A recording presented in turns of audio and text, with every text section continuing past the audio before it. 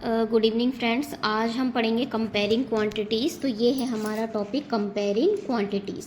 तो इसमें हमें क्या क्या चीज़ें पढ़नी है। सबसे पहले है meaning of the chapter. Chapter की मीनिंग क्या है, what is a ratio, ratio क्या होता है, what is a proportion, proportion क्या है, what is a percentage, percentage क्या है, profit loss and discount access के बारे में, simple interest and compound interest के बारे में ये चीज़ पढ़ेंगे। तो सबसे पहले हम इसमें पढ़ लेते हैं मीनिंग ऑफ द चैप्टर में। मीनिंग ऑफ द चैप्टर हम पढ़ेंगे। मीनिंग ऑफ द चैप्टर किसकी, अभी जो हमने पढ़ा किसके बारे में कह रहे थे हम, ये है कंपेयरिंग क्वांटिटीज़ के बारे में। तो कंपेयरिंग क्वांटिटीज़ में हमने सबसे पहला जो पॉइंट पढ़ा है मीनिंग ऑफ द चैप्टर। तो मीनिंग ऑफ द चैप्टर क्या है आपके पास, in every life we can across many situations, quantities, activity etcetera, many times we need to compare and measure these quantities.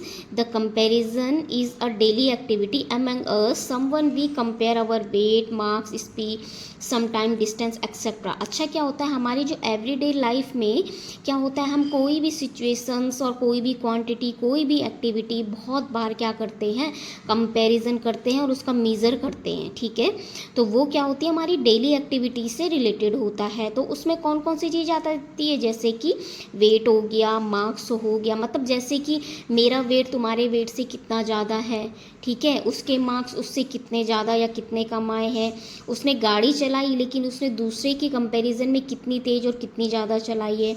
Some time distance, मतलब उसने इतनी दूरी अपने घर से स्कूल तक की डिस्टेंस कवर किया है तो दूसरे बच्चे ने कितना कवर किया होगा। तो ये आपकी क्या हो जाती है, डिस्टेंस आ जाता है। नोट, अच्छा इसमें नोट क्या है, we can only compare two exact quantities, there exist a person's weight can not be compared with another person's height.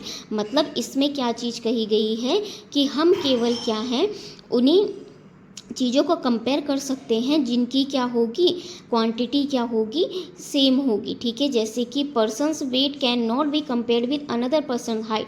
मतलब हम क्या है, किसी पर्सन की वेट का उसकी हाइट से मतलब किसी दूसरे पर्सन की हाइट से कंपैरिजन नहीं कर सकते।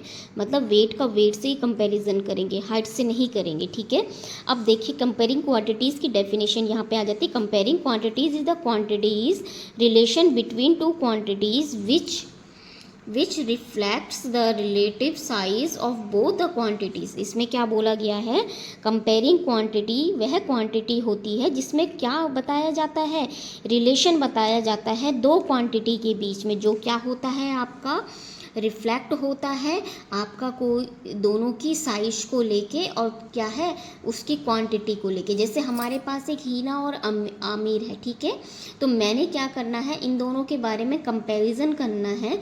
तो मैं क्या देख पा रही हूँ इसमें कि जो आमिर है वो क्या है, हीना की कंपैरिजन में छोटा है और ये क्या है, इससे स्लिम भी है। ठीक है, इसका वेट इससे, सपोज दैट इसका वेट क्या है 54 है तो इसका वेट कितना है 70 है। ठीक है, तो ये इसका वेट हो गया। ठीक है, मैंने एक कंपैरिजन इसमें ये कर लिया, दूसरा मैंने इसके हाइट को लेके कर लिया कि ये इससे बिगर है, ये स्मॉल है। ठीक है, तो ये सारी चीज़ें हमने इसमें क्या करी है, कंपैरिजन करी है। तो वही चीज़ आपके कंपेयरिंग क्वांटिटीज़ में आ जाता है।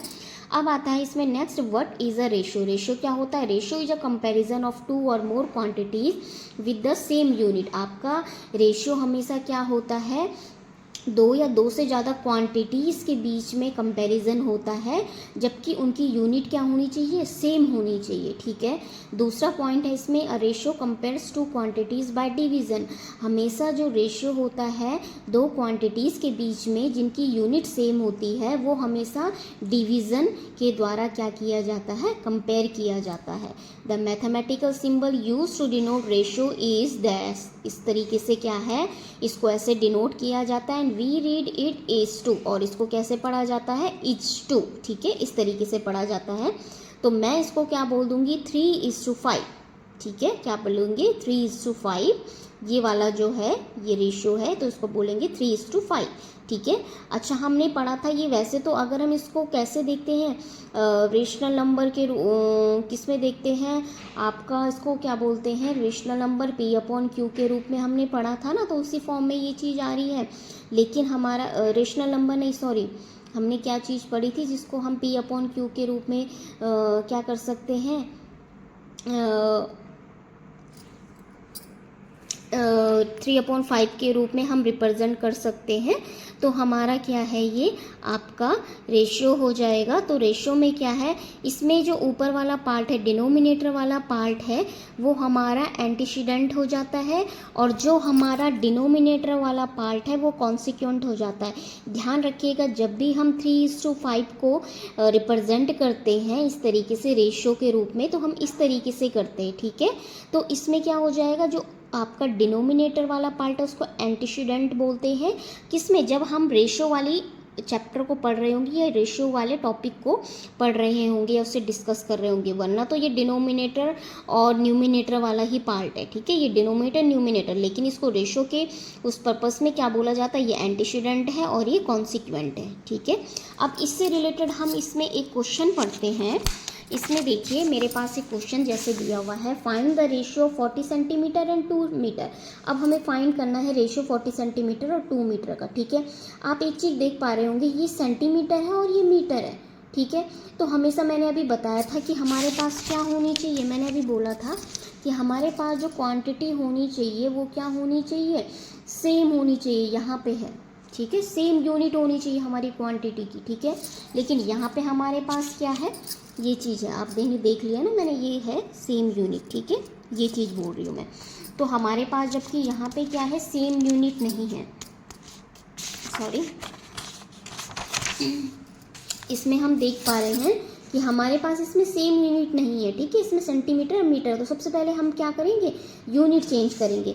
तो इस वाले क्वेश्चन में हम देखते हैं, तो ये तो 40 सेंटीमीटर ऐसे रहेगा, 2 मीटर को हम चेंज कर देंगे तो ये क्या हो जाएगा, 2 × 100। तो मैंने क्या कर दिया, 200 सेंटीमीटर, इसको कन्वर्ट कर दिया, ठीक है, 200 सेंटीमीटर में।